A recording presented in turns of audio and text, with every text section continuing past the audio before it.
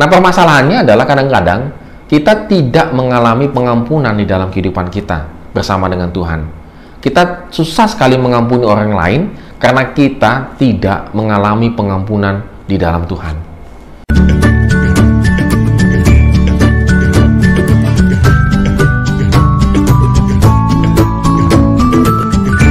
Shalom Good Readers, apa kabar hari ini? Kiranya Tuhan senantiasa melindungi kita, memberikan kita kesehatan dan kekuatan. Oleh karena itu, kita tetap sukacita juga untuk membaca Mazmur pasal yang ke-6, lanjutan dari bacaan kita. Tetap setia juga membaca firman Tuhan. Ya, Good Readers, kalau kita sedang dalam keadaan berdosa, ya senantiasa berdosa begitu ya, dalam kehidupan kita, maka kita muncul berbagai macam penyakit. Kadang-kadang memang dosa itu menyebabkan penyakit dan keadaan yang sangat tidak mengenakan karena dosa juga begitu ya. Pemazmur sama, di Mazmur ini dia juga mengalami yang namanya dosa dalam kehidupan dia. Sepertinya dia sedang berbuat dosa. Kita bisa lihat di ayat yang ketiga, tulang-tulangku gemetar, bahkan itu seperti kayak dia sedang tekanan batin ya.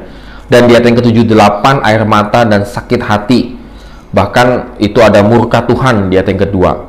Bahwa ini sebenarnya boleh dikatakan pemazmur sedang mengalami dosa.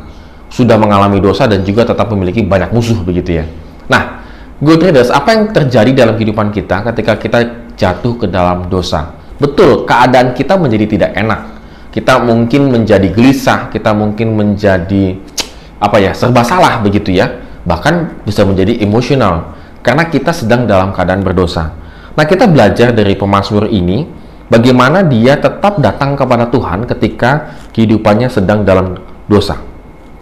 Pemazmur berani memohon belas kasihan dan kasih setia Tuhan karena ia sudah pernah mengalami kebaikan Tuhan pada masa lampau. Di ayat yang kelima dikatakan, kembalilah pula Tuhan karena kasih setiamu. Nah, pemazmur yakin Tuhan tak berubah dalam kesetiaannya. Dalam kekudusan ia menghukum umatnya untuk membawa mereka kepada pertobatan dan pemulihan. Jadi kalau kita gelisah, kita sakit sana sakit sini dan seterusnya karena dosa kita, maka sebenarnya itu adalah peringatan Tuhan supaya kita kembali kepada Tuhan dan bertobat.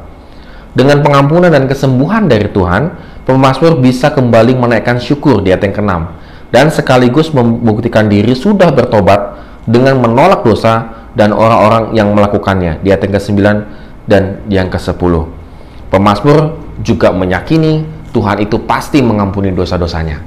Oleh karena itu, Good Readers, pada hari ini kalau kita mengalami hal-hal demikian ya, sakit, kemudian kita ya bukan berarti sakit sedikit lalu ini dosa, bukan ya, tetapi kalau kita mengalami sakit, gelisah, kemudian khawatir terlalu tinggi, maka kita periksa diri kita. Jangan-jangan kita banyak berbuat dosa begitu ya, dan kita belum minta ampun kepada Tuhan. Pemazmur mengajarkan kepada kita, kalau kita minta pengampunan, Tuhan mengampuni. Tetapi step berikutnya adalah kita bertobat. Nah, kata bertobat itu artinya tidak mengulangi dosa itu dan tidak jatuh ke dalam dosa yang sama. Kita berusaha semaksimal mungkin. Kenapa kita bisa menghindari dosa yang sama? Karena kita sudah mengalami pengampunan. Nah, permasalahannya adalah kadang-kadang kita tidak mengalami pengampunan di dalam kehidupan kita bersama dengan Tuhan. Kita susah sekali mengampuni orang lain karena kita tidak mengalami pengampunan di dalam Tuhan. Pada hari ini, Good Readers, kalau kita itu jatuh ke dalam dosa, maka kita introspeksi diri, minta ampun sama Tuhan, minta pertobatan dari Tuhan.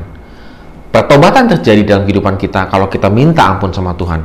Dan ketika kita berkomitmen untuk bertobat, maka terjadi perubahan hidup, pembaharuan hidup. Hidup kita menjadi baru. Oleh karena itu, Good Readers, pada hari ini kalau hidup kita itu masih begini-begini saja, maksudnya begini-begini saja itu masih dalam keadaan dosa yang sama, mengulang perbuatan yang salah yang sama, dan seterusnya, maka kita belum serius minta ampun kepada Tuhan, dan kita belum berkomitmen minta pertobatan dari Tuhan. Untuk melakukan pertobatan itu setelah kita diampuni, dan minta Tuhan supaya kita komitmen terhadap pertobatan kita. Dan Tuhan pasti akan memberikan kemampuan tersebut. Amin. Have a nice day and God bless us.